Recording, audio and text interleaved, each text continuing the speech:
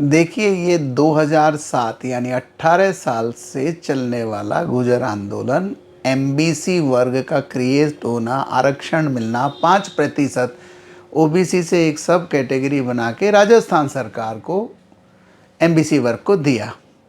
दुर्भाग्य से उसकी विसंगतियां इतनी ज़्यादा हो गई थी कि ना तो ये नवी सूची में डला जिससे कि प्रोटेक्टेड फील किया जाए, दूसरा केवल 5% ही लाभ मिलेगा एमबीसी को, और वो ओबीसी जनरल क्वालिफाइड बच्चे भी उससे बाहर हो गए। तीसरा, लंबित मुकदमे, 17-17 साल के लंबित मुकदमे जिनमें राज्य सरकार ने समझौते किए थे, लेटेस्ट समझौता 2023 का था, वो वापस नहीं हुए, लोगों की ज़मीन कुर्की आदि भी आ गई, तो उससे एक असंतोष था। सबसे ज़्यादा असंतोष एमबीसी के उत्थान। ध्यान करें कि एमबीसी में गुजरों के अलावा रेवाड़ी, गाड़िया लोहार और इतनी पिछड़ी वर्ग की जातियां हैं जो एक लेटर लिखना भी नहीं जानती। उनसे ये अपेक्षा की जाने लगी कि वो देवनारायण बोर्ड की जो योजनाएं होती हैं, छात्रवृत्ति, प्री मैट्रिक, पोस्ट मैट्रिक, उनको समझ सकें, लागू ही नहीं हुई।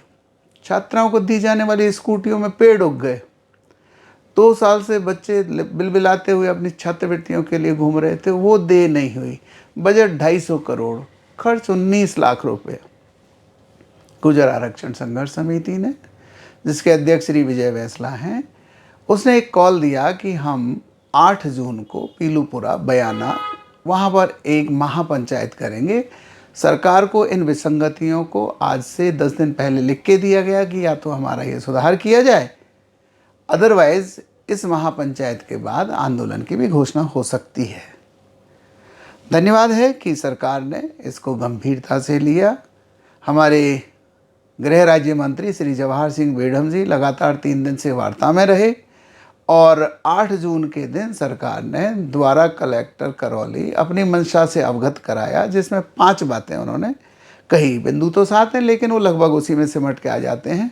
नंबर 1 कि राजस्थान सरकार एमबीसी आरक्षण को नवी सूची में डालने के लिए भारत सरकार को कैबिनेट मंत्रालय का प्रस्ताव भेजेगी। इनके अधिकार क्षेत्र में इतना ही है, तो ये संतोषप्रद बात है।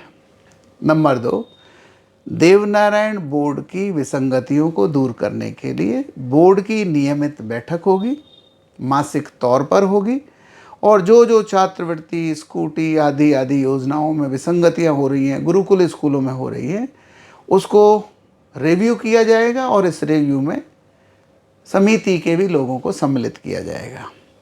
तीसरा, जो एमबीसी वर्ग के आरक्षण का सबसे बड़ा नुकसान था, रोस्टर लागू होता है 90 पे।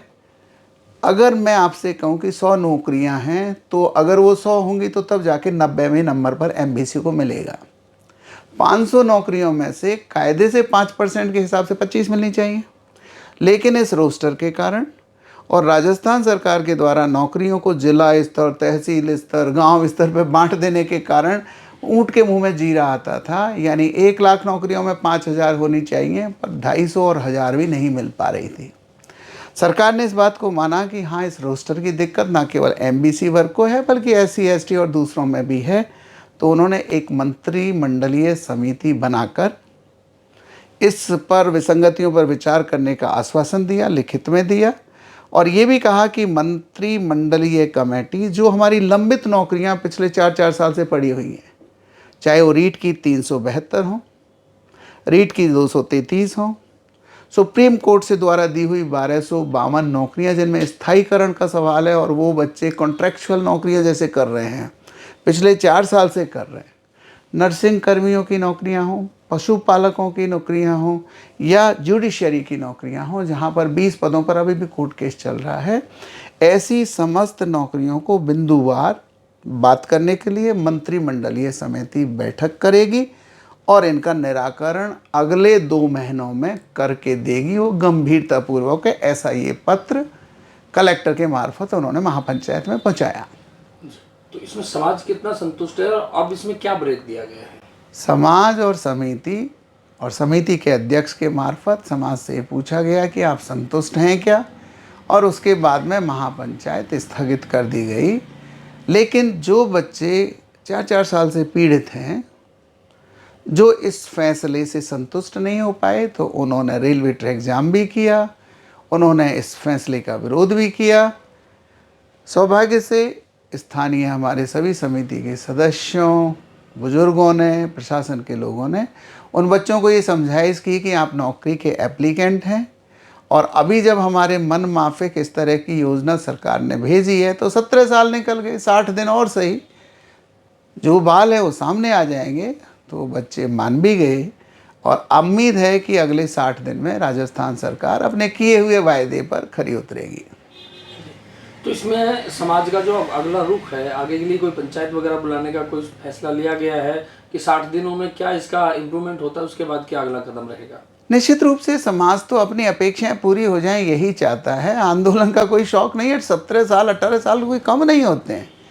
बल्कि पंचायत में मैंने अपने उद्बोधन में भी लोगों से यही कहा कि बार बार पटरियों को उखाड़ना, पटरियों पर बैठना, ये हमारा धर्म नहीं होना चाहिए। एमबीसी राष्ट्र सेवी कौम है, इसकी ऊर्जा को हमें राष्ट्र सेवा में लगाना चाहिए। हमें राजनीतिक समाधान निकालने चाहिए कि अगर ऐसे जनप्रतिनिधि हैं जो एमबीसी वर्ग की बात ही नहीं करते हैं तो उनको अंगूठे की पावर से आउट करना चाहिए। हमें लगातार सरकार से संवाद करना चाहिए। तो लोगों ने इस बात को माना भी और अध्यक्ष जी ने भी इस बात को अनाउंस किया और सभा को स्थगित कर दिया गया। लेकिन केवल महापंचायत को समाप्त किया गया है। आंदोलन जब तक ये मांगें पूरी नहीं होती हैं तो ये सतत चलता रहेगा। शांतिपूर्ण आंदोलन आज़ादी का इतने दिनों तक चला तो ये गाड़ी अलवार बंजारों के लिए आज़ादी जैसा युद्ध है।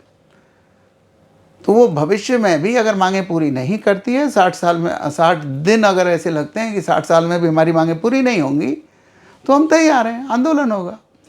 एक इत्तेफाक है कि गृह राज्य मंत्री जी जवाहर सिंह बेगम साहब गुर्जर समाज से ही आते हैं, तो उनका क्या सहयोग रहा और उन्होंने किस तरह का अपना इसमें जो किरदार है वो निभाया, क्योंकि वो सरकार में भी हैं।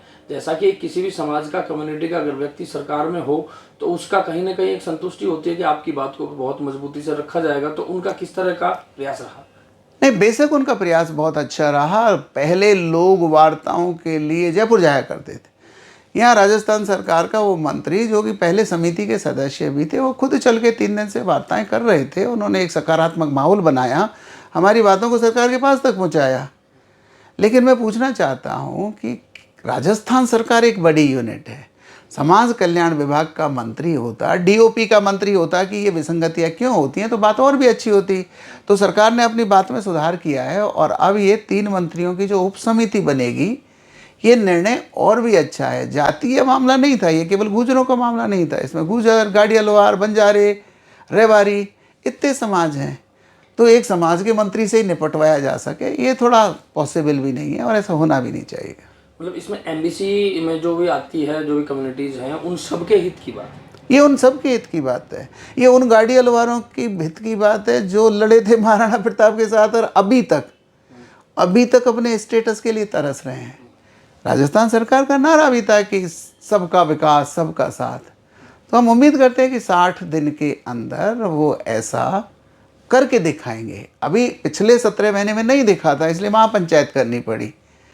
आगे अगर संभव होता है तो ये अंतिम पंक्ति में खड़ा हुआ आदमी के आरक्षण का नाम है एमबीसी, यानी मोस्ट बैकवर्ड कम्युनिटीज रिजर्वेशन।